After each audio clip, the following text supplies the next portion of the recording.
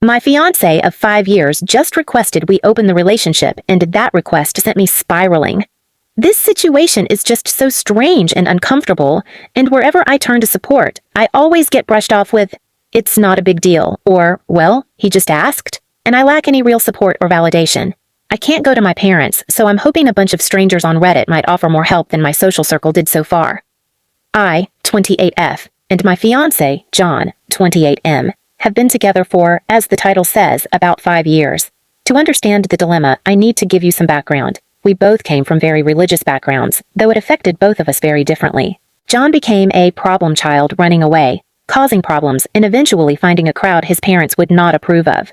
Most of the members of this group were a part of the LGBTQ+, smoked pot, engaged in protests, and were either atheist or practiced different religion. Although some of the members since have left, this crowd became his current friend group. I won't go into details about each and every one of them, but the main ringleaders are Alex, 35NB, and Avery, 33M. From what I understand, they collected damaged people, as John jokingly said one day, and let them couch surf when things got rough. Alex is some sort of a nepo baby, and Avery works in IT, or something like that. John met them when he was 15. At first, I thought they seemed very cool and couldn't wait to meet them since John equated their relationship to that of a child and a parent, so clearly very important people in his life. But when I finally met them, when we were 21 and in college and home for the summer break, the meeting left me a bit disillusioned. Alex was catty and had snide remarks since I wasn't LGBTQ+ or anything, at most bi-curious, and Avery treated me like a child, but John said they always need to break new people in. So I tried to think positive and did my best to impress them with what I was studying and what my plans for the future are, both regarding me personally and my relationship. But the more I talked, the more they seemed to disapprove of me. Despite the strange meeting, John seemed ecstatic to see them again and gushed about how much they liked me, so I kept my mouth shut and just nodded along. Now, to understand a bit deeper on who Alex and Avery are, in the town they live in, they're something like local celebrities. Very spiritual, their home is full of souvenirs they accumulated over all their travels, are also married. But their definition of marriage is very different from the traditional one. Apparently, they went to some tropical state and took some hallucinogens together, and in their state, they proclaimed everlasting love for one another. Quite a wild concept for someone like me, but I learned to be more open-minded since I left for college. That being said, they also said that they can see auras, whatever that is, and apparently love my fiancés. I don't know what they think of mine, but it probably isn't much. Which brings us to the topic I came here with. Last week, after we got home from work, John sat me down and asked me what I think about being in a polygamous relationship. He said he loves me so much, more than is possible, and doesn't know what to do with the rest of it, thinking that it's fair to give it to someone else. I, on the other hand, don't have a limit on how much I can love him, so I said no, and that was that. However, the question has been plaguing my mind ever since. If you knew John just a fraction, you'd know he researches about things long before he actually commits to anything. Any lifestyle or relationship changes, whatever. This makes me think that he has already thought about it for a while, and that he also consulted Alex and/or Avery about this. I don't want to villainize them, but I know, for a fact, they're not in a monogamous relationship, and they clearly don't like me as the rest of their little group. Again, I don't want to point fingers, and I won't ask John to show me his messages with them unless I have solid proof that isn't just a gut feeling, but I just have this horrible feeling that they, somehow, pulled in John. There's no way he just thought about it suddenly on his own. 5 years of relationship and the idea of non-monogamy was never brought up, and now suddenly, just as we're about to be married, he brings this up? I don't buy it one bit, but I can't just go ahead and confront them now, can I? I just don't know what to do. I feel stuck. At home, I pretend everything is fine since my group of close friends told me that I'm just overthinking, and I believed it for a while, but whenever I look at John, all I can think of is, he thinks there's a cap on how much he can love me, and he wants to love someone else. I want to deal with this, but I don't know how. If I bring it up with John, he'll just brush it off as well, or he'll think I'm cheating or don't trust his friends. I worked hard to get their approval, and I know for a fact John shares everything with them. He wouldn't keep this for himself. I just hope that someone here can give me pointers on how to proceed. Thanks. Update.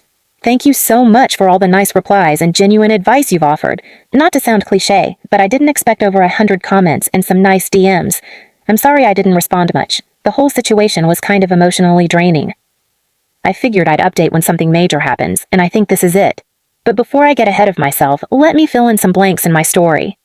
Me and John came from similar backgrounds, but my family was a bit less strict, allowing me to go to college since I had great grades. The plan for me was to move back after getting a degree, finding a job, a husband, and living the traditional life, which, obviously, didn't happen because I met John, who literally changed the trajectory of my life. After a year, I switched from my first major to one I liked more, and it's been a while since I contacted my parents. They didn't approve, of course, but with John's help, I didn't give in to their demands to come back. Now they know I'm getting married and are invited, but the last time we spoke was about 2 months ago. John has completely no contact with his parents since 18. I didn't talk about the friend group in more detail at first since I didn't think they were that important. But they do like me at first. They were obviously a bit unsure since to them, I was a cishet white-passing woman. But they warm up to me and I'm proud to call them my friends. The only people who didn't fully accept me are Avery and Alex, and since me and John got together officially, they tend to call me the wife in this strange, almost derogatory manner. It's not an important detail, but it gets on my nerves. Lastly, John is aware that opening up the relationship would lead to me being intimate, physically or emotionally, with other people, but he said it's a great chance for me to explore my bi side, though I haven't expressed the desire to really be with a woman in a committed relationship of that magnitude. On to what happened. I shot a message to John 2 days ago that we need to talk. He works from home, I don't, so as soon as I got home, we sat down to have an in-depth conversation about his proposal. I think he knew what it's going to be about, and I had the feeling he seemed almost guilty, but I ignored that and basically word vomited everything that's been on my mind. This is embarrassing because I wrote down most of what the comments advised and was prepared to have a mature discussion, but by the end of my easily 15-minute rant, I was in tears and he had to hold me, otherwise I'd crumble completely. The gist of what I said is that I'm hurt that he wants to fuck other people, and that he doesn't care that I'd fuck other people too, that he believes there's a limit to how much he can love me, and that I can't see where this all came from, that he just sprung this on me out of nowhere just a few months before we're to be wed. We tried to have a mature discussion, yes, but by the end, he was frustrated. He did apologize for making me feel less than, but said that my outlook on an open relationship is selfish. What it all boiled down to was that he feels he didn't have enough time to find himself before he committed to me, which is bullshit because he didn't show any signs of wanting more than I could offer. We were very happy throughout the 5 years. I really believed I met my soulmate. I realized that since we were engaged, he seemed to talk more to his friend group, and by extension to Avery and Alex. Again, I don't want to paint them as these cartoonish villains. They're really interesting and all, but now I want nothing more than to scratch those self-absorbed smug smiles off their faces. In the end, I demanded to see his phone, and he was shocked we had a rule that we can see each other's phones, but we don't share passwords or anything since relationship is built on trust, and neither wanted to be a prison guard in the relationship. Nevertheless, he unlocked and handed over his phone, and I searched his messages, even deleted ones, and found nothing out of the ordinary. Then I checked the call log, and guess fucking what? Hours-long calls to and from either Avery or Alex. I was fuming and asked him what the hell does he need to discuss with them this long, and mind you, these dated months back. John eventually caved in and admitted it was them who brought up the idea of open relationship, but they also talked about everything else since they're such a role models. John admitted that he started getting cold feet a while ago and needed a safe place to discuss this. I guess I, his wife-to-be, am not safe? Please make it make sense. Why even marry me then? He promised we'd go to a couples counselor and fix all of this, his issues with marriage, the open relationship thing, the whole 9 yards, and that he'd book an emergency session with his therapist, that he loves me and wants nothing but to be with me. It was late, so we went to bed despite how messy this all sounds. I was a bit more reassured by this. I genuinely love him, even if my post doesn't reflect that very well. Though many people said to just leave, I want that to be the last resort. I was willing to jump through hoops to make this work. But guess who's the idiot? This morning, I woke up to an empty apartment and a message on my phone from John saying that he needs a few days to think this all over and needs space. He didn't say where he was going or when he'd come back. I called and messaged everyone I know, but no one can tell me where John is.